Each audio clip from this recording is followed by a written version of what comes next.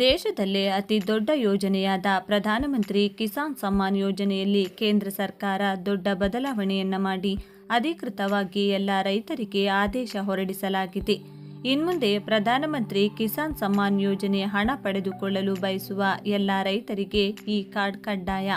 ಪ್ರತಿಯೊಬ್ಬ ರೈತರು ತಪ್ಪದೆ ಈ ಕಾರ್ಡ್ ಮಾಡಿಸಿಕೊಳ್ಳುವುದು ಕಡ್ಡಾಯ. ಇಲ್ಲಾಂದ್ರೆ ನಿಮ್ಮ ಮುಂದಿನ ಕಂತಿನ ಪ್ರಧಾನಮಂತ್ರಿ ಕಿಸಾನ್ ಸಮ್ಮಾನ್ ಯೋಜನೆಯ ಕಂತು ಬರುವುದಿಲ್ಲ. ಕೇಂದ್ರ ಕೃಷಿ ಸಚಿವಾಲಯದಿಂದ ಈ ಹೊಸ ರೂಲ್ಸ್ ಜಾರಿಗೊಳಿಸಲಾಗಿದ್ದು, ಪ್ರತಿಯೊಬ್ಬ ರೈತರು ತಪ್ಪದೆ ಈ ವಿಡಿಯೋವನ್ನು ಈಗಲೇ ಲೈಕ್ ಮಾಡಿ ಹಾಗೂ ಕೊನೆವರೆಗೂ ನೋಡಿ.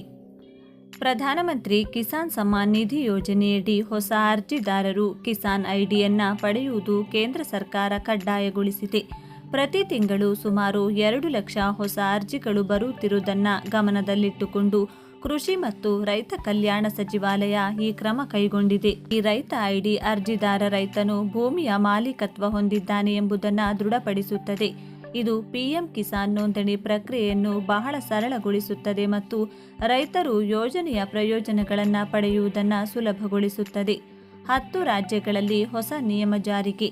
ಜನವರಿ 1, 2025ರಿಂದ ಹೊಸ ಅರ್ಜಿದಾರರಿಗೆ ಕಿಸಾನ್ ಐಡಿ ಕಡ್ಡಾಯಗೊಳಿಸಲಾಗಿದೆ. ಈ ನಿಯಮವನ್ನು ಪ್ರಸ್ತುತ 10 ರಾಜ್ಯಗಳಲ್ಲಿ ಜಾರಿಗೆ ತರಲಾಗಿದೆ. ಆಂಧ್ರಪ್ರದೇಶ, ಅಸ್ಸಾಂ, ಬಿಹಾರ, ಛತ್ತೀಸ್ಗಢ, ಗುಜರಾತ್, ಮಧ್ಯಪ್ರದೇಶ, ಮಹಾರಾಷ್ಟ್ರ, ಒಡಿಶಾ, ರಾಜಸ್ಥಾನ ಮತ್ತು ಉತ್ತರ ಪ್ರದೇಶ. ಈ ರಾಜ್ಯಗಳು ದೇಶದ ಪಿಎಂ ಕಿಸಾನ್ ಫಲಾನುಭವಿಗಳಲ್ಲಿ 84%ಗಿಂತ ಹೆಚ್ಚು ಜನರನ್ನು ಹೊಂದಿವೆ. ನಂತರ ಇತರ ರಾಜ್ಯಗಳಲ್ಲಿ ಇದನ್ನು ಜಾರಿಗೆ ತರಲಾಗುವುದು. ಕೃಷಿ ಸಚಿವಾಲಯವು ಈ 10 ರಾಜ್ಯಗಳಿಗೆ ಇದಕ್ಕಾಗಿ ಸೂಚನೆಗಳನ್ನು ನೀಡಿದೆ. ಹೊಸ ಅರ್ಜಿದಾರರು ಈಗ ರೈತ ನೋಂದಾವಣಿಯಲ್ಲಿ ನೋಂದಾಯಿಸಿಕೊಳ್ಳಬೇಕು ಮತ್ತು ಅವರ ಅರ್ಜಿ ನಮೂನೆಯಲ್ಲಿ ತಮ್ಮ ರೈತ ಐಡಿಯನ್ನು ನಮೂದಿಸಬೇಕು. ಕಿಸಾನ್ ಐಡಿ ಮತ್ತು ಡಿಜಿಟಲ್ ಕೃಷಿ ಮಿಷನ್ ಕಿಸಾನ್ ಪೆಹಚಾನ್ ಪತ್ರವು ಆಧಾರ್ನಂತಹ ವಿಶಿಷ್ಟ ಡಿಜಿಟಲ್ ಗುರುತಾಗಿದ್ದು, ಇದನ್ನು ರಾಜ್ಯದ ಭೂ ದಾಖಲೆ ವ್ಯವಸ್ಥೆಗೆ ಲಿಂಕ್ ಮಾಡಲಾಗುತ್ತದೆ. ಇದು ರೈತರ ಜನಸಂಖ್ಯಾ ಮಾಹಿತಿ, ಬೆಳೆದ ಬೆಳೆಗಳು ಮತ್ತು ಭೂ ಮಾಲೀಕತ್ವದ ಮಾಹಿತಿಯನ್ನು ಒಳಗೊಂಡಿರುತ್ತದೆ. ಈ ಡೇಟಾವನ್ನು ಕೇಂದ್ರ ಸರ್ಕಾರದ ಡಿಜಿಟಲ್ ಕೃಷಿ ಮಿಷನ್ನ ಭಾಗವಾಗಿರುವ ರೈತ ನೋಂದಣಿಯಲ್ಲಿ ಸಂಗ್ರಹಿಸಲಾಗುತ್ತದೆ. ಡಿಜಿಟಲ್ ಕೃಷಿ ಮಿಷನ್ ಅಡಿಯಲ್ಲಿ ಕೃಷಿ ಕ್ಷೇತ್ರದಲ್ಲಿ ಡಿಜಿಟಲ್ ಮೂಲ ಸೌಕರ್ಯವನ್ನು ರಚಿಸಲು ಕೇಂದ್ರ ಸರ್ಕಾರವು 3 ನೋಂದಣಿಗಳನ್ನು ಯೋಜಿಸಿದೆ. ರೈತರ ನೋಂದಾವಣೆ ಪ್ರಮುಖ ನೋಂದಣಿಗಳಲ್ಲಿ ಒಂದಾಗಿದೆ.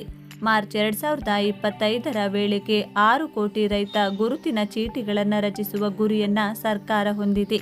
ಜನವರಿ 7, 2025ರ ಹೊತ್ತಿಗೆ 1 ಕೋಟಿ ರೈತ ಗುರುತಿನ ಚೀಟಿಗಳನ್ನು ರಚಿಸಲಾಗಿದೆ. ಇತ್ತೀಚೆಗೆ ಸಂಸದೀಯ ಸಮಿತಿಯು ಪಿಎಂ ಕಿಸಾನ್ ಯೋಜನೆಯಡಿ ರೈತರಿಗೆ ನೀಡಲಾಗುವ ಮೊತ್ತವನ್ನು ಪ್ರಸ್ತುತ ವರ್ಷಕ್ಕೆ 6,000 ರೂಪಾಯಿಗಳಿಂದ 12,000 ರೂಪಾಯಿಗೆ ಹೆಚ್ಚಿಸಲು ಶಿಫಾರಸು ಮಾಡಿದೆ.